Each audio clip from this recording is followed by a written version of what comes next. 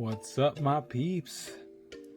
And we'll be finally looking at the final two figures left in the Marvel Legends Build-A-Figure Strong Guy wave. And that is Marvel's Maverick and Shiklah, along with Jeff, the baby land shark.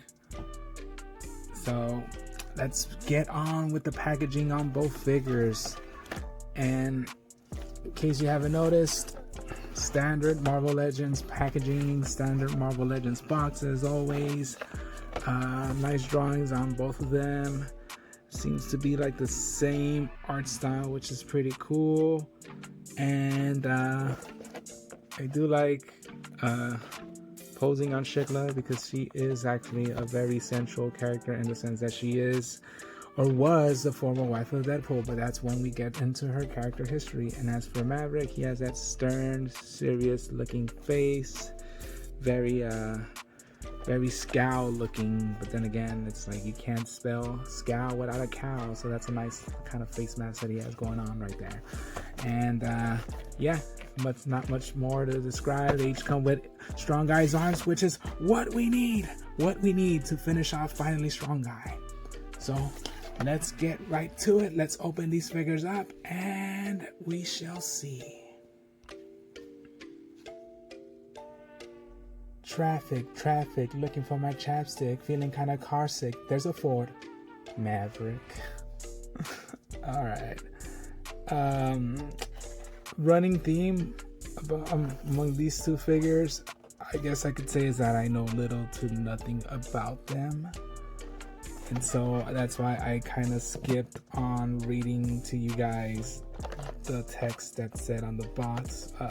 Right here it says, Maverick absorbs the force of enemy attacks, converting it into hyperconcussive blasts of power.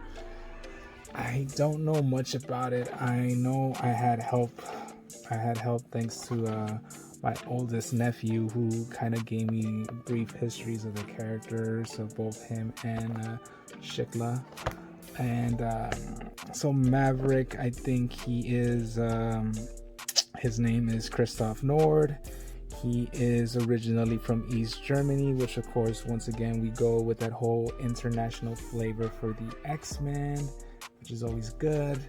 It's always good to have variety amongst all these characters, and I do believe that he would work with the western side of Germany, I guess the non-communist side, the capitalist side of Germany, to like do covert missions against the Eastern Bloc, even though he was born in the Eastern Bloc. Given that he met his wife, and the Eastern Bloc got revenge by murdering his wife and his unborn child, and that's when he kind of became disillusioned. He went off to America. He found himself a part of the Weapon X program, along with like Sabretooth and Wolverine and what have you. And I think in the mission, he kind of the mission back in Germany, I think he didn't turn on his team, even though his own brother was leading the attack against, I guess, Team X, Weapon X program, what have you, whatever you want to call them. And of course, that left Logan really impressed with Maverick. And I do believe that the suit itself is built to like kind of sustain his the kinetic energy, and I just like return it to his foes. And he did come with these two guns and these two pistols, and I don't know, they don't look that realistic. They kind of look like Nerf or Fortnite guns, I guess you could say. But I mean, if they're meant to be kind of like the sci-fi, like, oh well, these guns are meant to reflect kinetic energy or whatever, I guess, yeah, they do pass on for being kind of like sci-fi looking. And just looking at the dude, his suit looks sci-fi in to itself, so I guess I can't really fault the design team on giving him these type of guns. But I do worry because one of the big no-nos with Hasbro is that they're starting to like not give as many realistic guns, and so people that want much, like just looking at their G.I. Joe line, it's like they don't give out that much more. realistic looking guns. And if I remember correctly, someone said that they just scaled down like the actual Nerf guns that they sell at retail, and they just gave them to the GI Joe, just gave them like these military paint jobs. And yeah, but what they are holding are actual Nerf guns. But they, even though they kind of look like sci-fi guns, it's like, no, that's not that's not that's not that's not gonna fly. I mean, it's GI Joe, you know, a real American hero, not Fortnite or what have you. And yeah, other than that, I wish I could tell you more about the character, but I'm very limited in his scope. What does he have to do with Deadpool in himself? I really don't know. Agent X probably, because I do know he went by the alias of Agent X at one point, and I think around that time it was if I remember correctly, Deadpool had disappeared, and a lot of people, then this new hero called Agent X had popped up, and I think people thought Agent X was Deadpool, but then it was actually revealed to be Christoph Nord, Maverick. That was actually the real Agent X. If I think that's the only notable connection I could find between them, because like there's an X-Men logo because he's actually a mutant, but there's no Deadpool logo here. It's Marvel. It's Marvel's Maverick. It's not even like X-Men's Maverick or what have you. He does have X-Men symbols in the back of his box, but that's about it. But yeah, I do like the paint job on the figure itself. He nice sculpted hair. The mask is irremovable. It's kind of weird because it looks like they use like a Peter Quill Star-Lord head sculpt. They just attached some wires on them, and they just added like all these sculpted parts like for the kinetic storage unit. And body wise, I feel it's definitely either a really chunky Iron Man mold, or maybe I want to say it's probably the Titanium Man body. I do believe it's the Titanium Man body that he actually has, and that's pretty cool. I do like that he came with holsters for his sci-fi looking guns, so that's always a nice plus, and they store really nicely. Wait, what? I thought this was I guess it's a pouch, and I mean he did come from the 90s. No, actually, no. I think he was made by John Byrne in the 80s. So, but yeah. But I mean, the 90s, it was all about pouches, and that's odd. So that's kind of weird. I could have sworn both guns would have been able to fit. I guess you could always just carry this like right here in this bag and just like, yeah, that works. That works for me. But yeah, the great paint job on the eyes.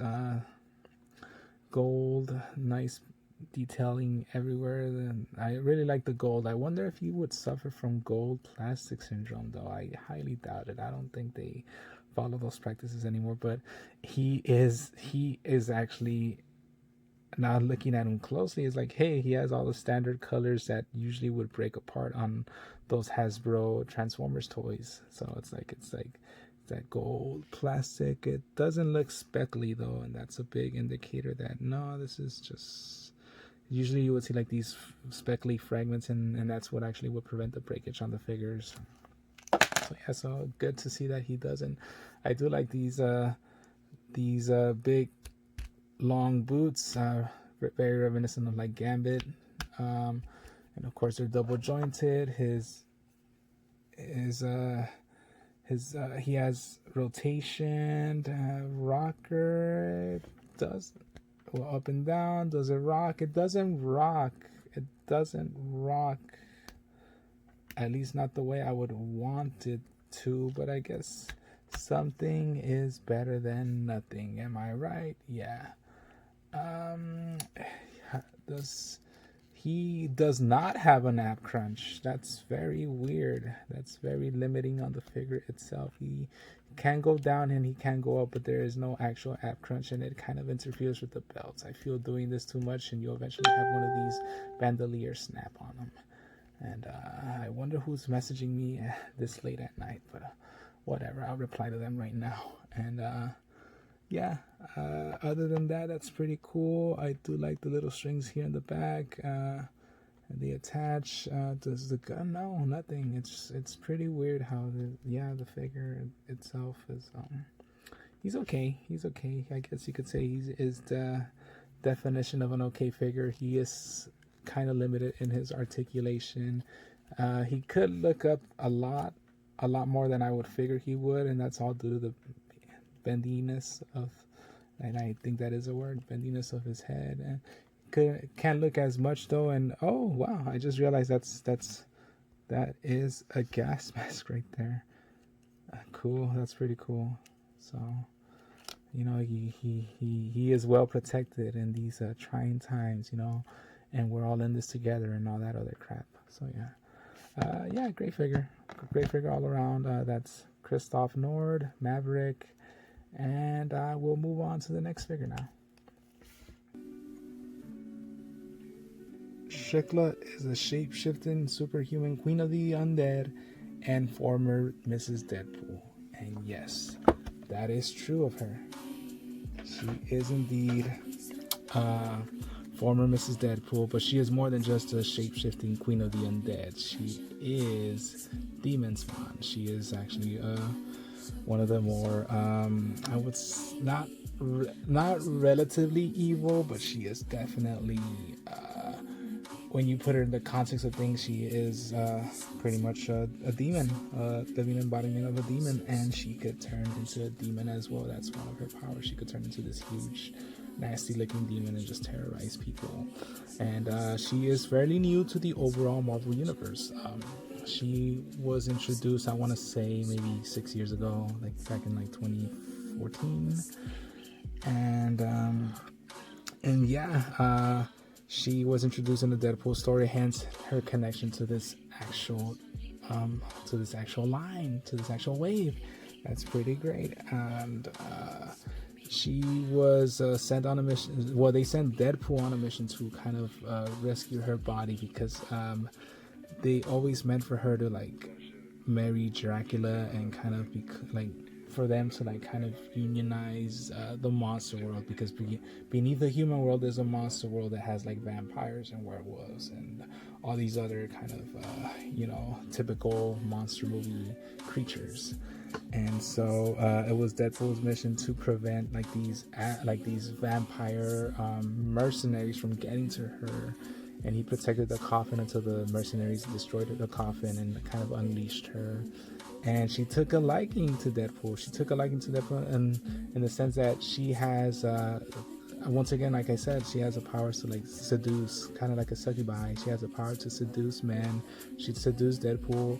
The moment she tried to take his life energy, it just pretty much didn't work, because Deadpool is like, hey, he could constantly recover his life energy. And I don't know if that's the reason she took a real liking to him, or if it was just more than that, but it definitely helped, and it definitely helped for their relation to establish, and the fact that it became kind of like this, Deadpool saved Shiklah's life this time, and then Shiklah would return the favor and save his life against other. I think in one particular case, Deadpool and Blade had a fight, and Shiklah helped Deadpool defeat Blade, and I guess that's where their budding romance blossomed. And it was for naught. I don't know what exactly happened, but I guess their marriage, because they actually were legit married. They legit got married, and of all people, Nightcrawler was a pastor that married them. So it's like only in comics would a Catholic priest, because Nightcrawler is legit a Catholic priest, would marry a mutant. An immortal mutant that probably has some schizophrenic problems, and this undead queen of the underworld, demon spawn, and yeah, so their marriage went on the rocks. I don't know if they ever fully explained what happened. I think Shiklah just simply said that Deadpool was becoming too heroic for her liking, because yeah, and I guess maybe that's a criticism of modern writing concerning Deadpool, because Deadpool has been toned down somewhat. He is not the character he was even 10 years ago. As his popularity has soared, you could make the argument that writers have tried to make him much more heroic, kind of like in a way just a slightly more violent Spider-Man, but still on the side of good. And I think that's why Shiklah asked for a divorce from Deadpool, and she got it, and she ended up marrying Dracula just like how the prophecy had proposed, and that's where the story left off for Shiklah herself. Now let's look at her sculpt. I could tell you right off the bat that I really, really, really like the sculpt, but there's certain details on my figure that I did not like, and I'll go into detail on them. But look at those eyes. Those eyes are pretty good. Kind of crooked though. Then she got that Perry Saturn thing going on right there right now. But other than that, certain details I did not like about her. It's I have a yeah. I don't know how that happened. I don't know how that happened. There's like a paint missing from her, so she's showing a lot more bitty than I would like her to, you know. And she has a spot right there, so more than likely there was like that spot should be right there, and it's I wish it was a lot better, but hey, I did not notice that. But now that I zoom in on her, I did not notice that she has like these skull patterns on her actual attire, and that's pretty cool. That's very darks. And I like that. It reminds me a lot of like the walls in the Haunted Mansion. I don't know if you've ever seen the walls of the Haunted Mansion from Disneyland. It's like that pattern is just so reminiscent, but I think the pattern is not skulls in the Haunted Mansion. It's more like these eyes that just follow you around. But yeah, that's a nice detail on the action figure herself. Whoa! I just noticed though. So the pattern is only on the front, so it's like, what the heck? It's like, I guess this figure was just made for like display, because it's like if you display her from the front, she looks pretty cool, but then if you get to the back, it's like, hey, not a bad looking. Okay, but yeah, it's like it's very barren here. Not here though, but it's very barren here. It's like I wish the pattern would have continued all the way over here. I do like the little necklace.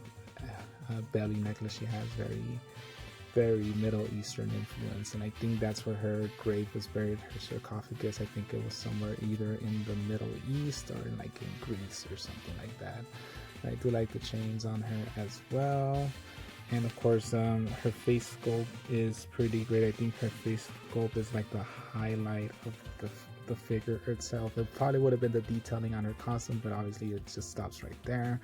But her face sculpt is just great, and I really like the eyes. I really like everything. Hey, look, there's even like a skull in the back. That's pretty cool. Yeah, no, she is a really great figure. She has that whole gothic dark vampire thing going for her, and I think it's a nice fit. I do like the little cape that she carries around with her. It's actual kind of like this vinyl looking material, and there's like little dots painted on her, like it just go mesh pretty well. It's like the colors they chose for her costume, and I guess it's kudos to the designer that actually designed it, because this is an exact recreation of like that comic book run with Deadpool, and it's like her costume is just great. It's pretty good, and it's very vibrant in colors, and yet it still displays like this dark energy emanating from her, and I can't complain. I really like it. I really like what they went for this character. I did not know anything about her beforehand, and obviously neither Maverick as well, and it's like I wish I could tell you much more about the character herself and what I really think about her, but from what I hear, you know, from what they've told me about her, you know, it's pretty cool. It's pretty great. And articulation wise, she has the high.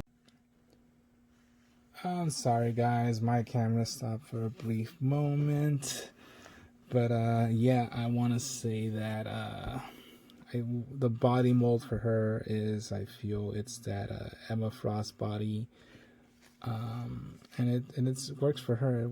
It definitely works for her. It's not the Moonstone body, that's for sure, that was used on Satana, who I should have probably brought out as a comparison for her, but I might save that for later on. But other than that, the heeled boots do help. Yeah, she is standing on her own, and that's pretty cool. And articulation wise, her boots do not rock but they do hinge up and down. She has double jointed knees, thigh swivel, and no ankle swivel, just a thigh swivel up here on top. And of course, since she's a female figure, single jointed elbows. Yeah, don't expect any double jointed elbows on female figures, unfortunately. And she has like that diaphragm on her chest to be able to like go up and down. Now, can she look up? I don't think she could look up that far. She could definitely look down. Maybe. Yeah, I'm not gonna force it. I'm definitely not gonna force it, but yeah, she can't look up or down that much, and that's all due to like this long hair, this longish hair. But yeah, very limited articulation, but a very excellent sculpt. I like the colors. I like the pattern. I wish they would have continued the pattern here to the back. You know, it's kind of like the front of the Christmas tree, back of the Christmas tree. But other than that, she's a great figure. I think I do like her more over Maverick. She is kind of a slam dunk. Despite me not knowing much about these two characters, I would just having her now makes me actually want to check out that Deadpool run of comics in which she co-starred with Wade Wilson and ended up marrying him and all this and that. And yeah, I guess that's all I could say about this Shiklah. And final note, it's she came with this accessory. To my knowledge, I don't know why, because it's this is a completely different character. Like, you would figure that they have some relation to each other, but they do not have any relation to each other. This is Jeff, the baby land shark, and I think he was introduced first in Spider-Gwen. And then he ended up joining Elsa Bloodstone as a sidekick, and now I guess he is in the possession of Deadpool. And yeah, I mean, it's cool. I like it. No articulation on Jeff, unfortunately, but kind of a weird packing. I you know, it reminds me so much of like Howard the Duck being packaged with like Silver Surfer back in the Toy Biz days, you know, or Dupe being packaged with Deadpool, even though that one made kind of a lot more sense because both Dupe and Deadpool would break the fourth wall. But yeah, that's all I could say about Shiklah, and we shall end the conclusion of this review by placing the arms on Strong Guy. So here we go with the man of the hour, Strong Guy. I'm trying to figure out if... Oh! I didn't mean to do that. No, I didn't mean to do that. No. Okay. And so we conclude the review by having the right arm, the Strong Guy that came with Maverick, and the left arm, the Strong Guy that came with Shiklah. And we shall finally attach them. And yeah, these pagan, and I'm hoping that I put it in correctly, because I think once I get them in, it's gonna be nearly hard to get them out. Oh, nice. And Shiklah just fell over her feet at witnessing Strong Guy's new guns right there. And here comes the next arm. Ooh, nice poppage on them. And he is done, and oh man, this dude is chunky. He is big, and he is buff. Real buff guy right here, buff boy. And yeah, and he is done. We have completed the Build-A-Figure. Yeah. I like it. And here is that comparison with Satana, or Satana Hellstrom.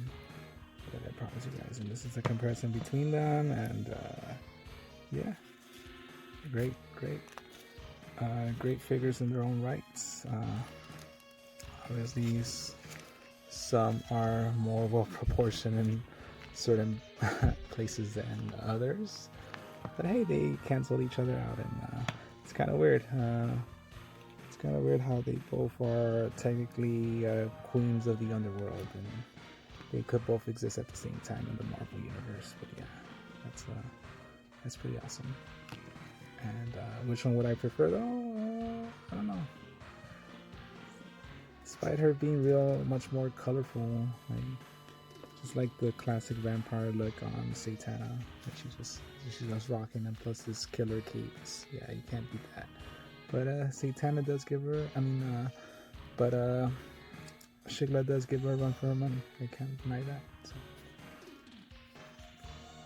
And that's the end of the review. Thank you for watching, guys. Tune in next time when I review Strong Guy.